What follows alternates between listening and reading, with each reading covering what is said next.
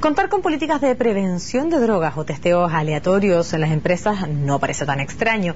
Esto considerando que según un estudio de Global Partner, un 10% de los empleados de compañías que no cuentan con esas medidas dieron positivo en pruebas antidrogas. Pero queremos conversar más sobre este tema y para eso nos acompaña aquí en CNN Chile el gerente general de Drug Free Workplace, Eduardo Solís. Gracias por acompañarnos, Eduardo. ¿Cómo está? Gracias, Macarena. Buenas tardes. Buenas tardes. En primer lugar, ¿de qué trata el programa que ustedes llevan adelante ahora en nuestro país? El programa Drug Free Workplace es una adaptación de un modelo americano. Estados Unidos lleva más de 25 años abordando esta problemática en el contexto laboral. Y nosotros adaptamos ese programa a nuestra realidad y hoy día consta el programa de 6 módulos. Es un sistema de gestión orientado a hacer prevención del consumo de alcohol y drogas en el contexto laboral. Este programa permite que al cabo de la implementación de estos 6 módulos las empresas puedan tener en forma integral abordada esta problemática y junto con ellos, si lo estiman necesario, incluso certificarse como una empresa Drug Free Workplace, al igual que una norma ISO cualquiera. El programa consta de 6 módulos, como te contaba. El primero de ellos es todo lo que es la definición de una política de alcohol y drogas. En segundo lugar está la comunicación, cómo vamos a comunicar y a bajar esta política a los trabajadores para que la hagan de alguna otra forma, la puedan implementar correctamente. El tercer módulo se refiere a todo lo que es la prevención. ¿Qué vamos a hacer para que las personas que no consumen no caigan en este flagelo el día de mañana? El módulo 4 se llama el programa Ayuda al Trabajador. Cómo la empresa se va a hacer cargo, va a apoyar o va a ayudar de acuerdo a sus recursos a aquellos trabajadores que tengan alguna relación de riesgo o problemática con el alcohol y las drogas. El módulo 5 es los mecanismos de inhibición, fundamentalmente todo lo que la empresa va a hacer con relación al testeo de alcohol y drogas. Y el módulo 6 incorpora una evaluación para medir el impacto que tuvo este programa en la organización, fundamentalmente a través de indicadores que son claves como la accidentabilidad y la reducción de tasas de consumo. ¿Cuánto tiempo tarda la implementación de estos 6 módulos en una determinada empresa o va a determinar del número de trabajadores que existan? Sí, depende del número de trabajadores, depende de la fuerza o el empeño que ponga la empresa en su implementación, pero estamos hablando del orden de 4 a 6 meses, no más allá de eso. Usted habló de un módulo en el cual me quiero detener, que es el módulo número 4, donde usted habla de qué es lo que hace la empresa, ¿cierto?, con el fondo del resultado que ustedes le entregan, es decir, tales trabajadores tienen la vulnerabilidad, ¿cierto?, de caer, lo ha dicho usted, en alguno de estos flagelos. La pregunta es la siguiente, y con la experiencia, o si es que tienen ya experiencia implementada en nuestro país, ¿qué es lo que han hecho las empresas cuando se enteran que determinadas personas, miembros de la organización, finalmente tienen consumos frecuentes o de hábitos de consumo de droga o alcohol? Depende fundamentalmente de los recursos que tenga la empresa. Hay empresas que, detrás de todo esto lo más relevante es el riesgo. Hay estudios que demuestran que el 30% de los trabajadores, el 30% de los accidentes de trabajo o de trayecto tienen como causa base o han dado positivo a esas personas alcohol y drogas. Por lo tanto, lo que a las empresas les interesa más que prejuicios que tengan respecto al consumo de alcohol y drogas, que pueden ser juicios de valor incluso, lo importante es que las empresas se hacen cargo o abordan esta problemática fundamentalmente por los riesgos de accidentes, ¿ya? Y en ese contexto hay que distinguir empresas de mayor riesgo y empresas de menor riesgo. Es distinto una empresa de servicio, como puede ser usted, entre comillas, a una empresa de transporte explosivo, por dártelo en un extremo.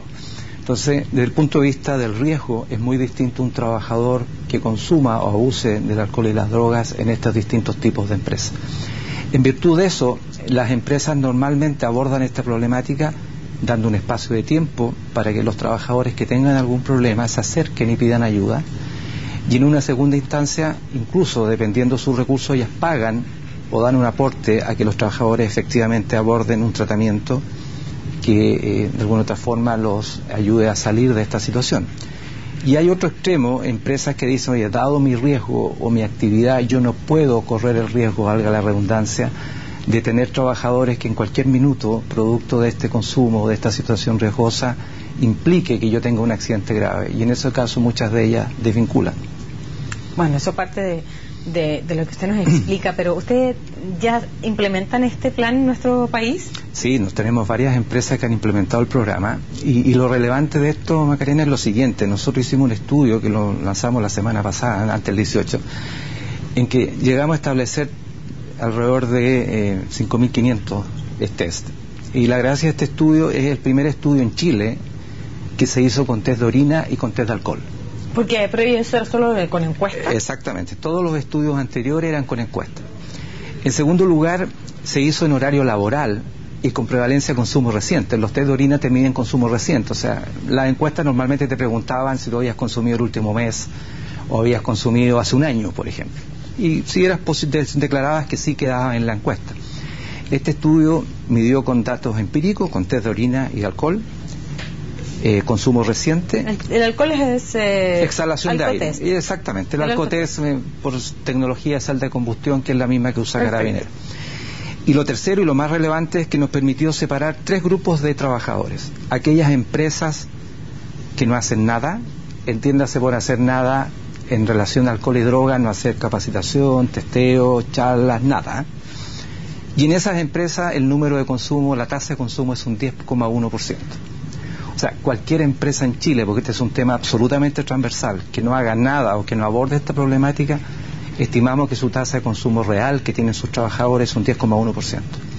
Después hay un segundo grupo que son aquellas empresas que solo testean, o sea, hacen exámenes previos a la contratación de un trabajador o cuando ya están trabajando en alguna frecuencia al azar, etcétera. Y en estas empresas la tasa de consumo baja un 5,8%.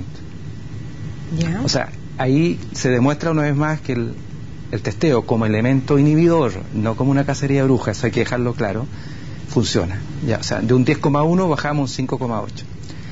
Y un tercer grupo de empresas que son aquellas que han implementado el programa Drug Free Workplace con estos 6 módulos que te comentaba anteriormente, en que la tasa de consumo de estas empresas es un 0,8%.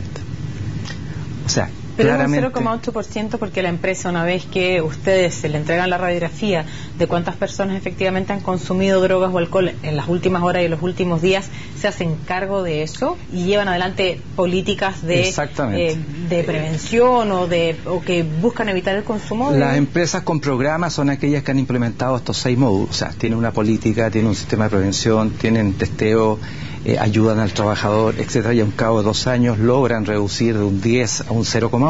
O sea, y esa es la gracia de este estudio porque nos permitió validar el impacto que tiene un programa como el Drug Free Workplace en las empresas. O sea, de verdad, una empresa hoy día que no hace nada, pasar de un 10,1 a un 0,8 con la implementación del programa, es un éxito no solo desde el punto de vista de la empresa, que permite reducir sus tasas de consumo y por ende su exposición a riesgos de accidentes, ese tipo de cosas, sino que además, y hay que decirlo, hay un rol social, empresarial importante, está ayudando a la comunidad, etcétera. Ahí tiene muchas externalidades positivas este programa. ¿Ha pasado que cuando ustedes transparentan, cierto, la información de los trabajadores que en este caso han consumido drogas o alcohol en las últimas horas, ellos son desvinculados de la compañía? Pasa en algunas compañías cuando ellos tienen definido en su política o incluso a nivel de legislación. Te doy, por ejemplo, una empresa aérea. Una empresa aérea, si un piloto da positivo a alcohol o drogas, eso es causal de delito. O sea, no es solo infringió la política de la empresa, por lo tanto es un delito. O sea, está penado con prisión en grado menor incluso. Entonces, depende cada caso. Por un lado tenemos empresas de alto riesgo, como son las líneas aéreas, por darte un ejemplo, y otras que eventualmente ayudan o eventualmente vinculan, dependiendo su definición en la política.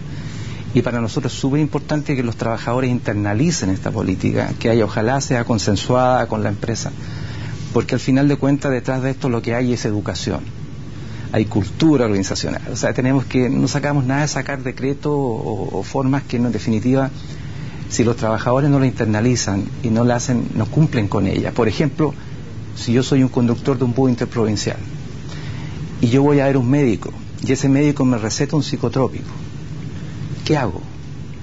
O sea, desde el punto de vista de la ley de tránsito yo no podría manejar, pero desde el punto de vista de mi trabajo, ¿qué tengo que informar a la empresa o no tengo que informar? En circunstancias que es un tema absolutamente personal, porque yo no tengo por qué informar mis patologías exactamente, claro. Pero hay un tema de autocuidado, o sea, decirle al empleador, ¿sabes qué? Yo estoy con este fármaco y si yo conduzco un bus más de 8 horas, la probabilidad que me quede dormido es alta. Por lo tanto, la empresa, independiente de que se quiera enterar o no, tiene que tomar acciones para prevenir situaciones de este tipo. Y todo eso se regula en el marco de la política y particularmente el programa lo aborda en forma integral. ¿Cómo les ha ido desde que empiezan a implementar el programa en nuestro país? Usted decía que este programa, ¿cierto?, en Estados Unidos, así sí, bien dijo, lleva cerca de 20 años con muy buenos resultados, desde el punto de vista también de evitar también accidentes, ¿cierto?, laborales, implementando este programa. Mira, en general yo diría que ha sido muy exitoso. Las empresas que te mostraba este estudio, hicimos seguimiento al cabo de 3, 4 años, han reducido su tasa un 0,8%.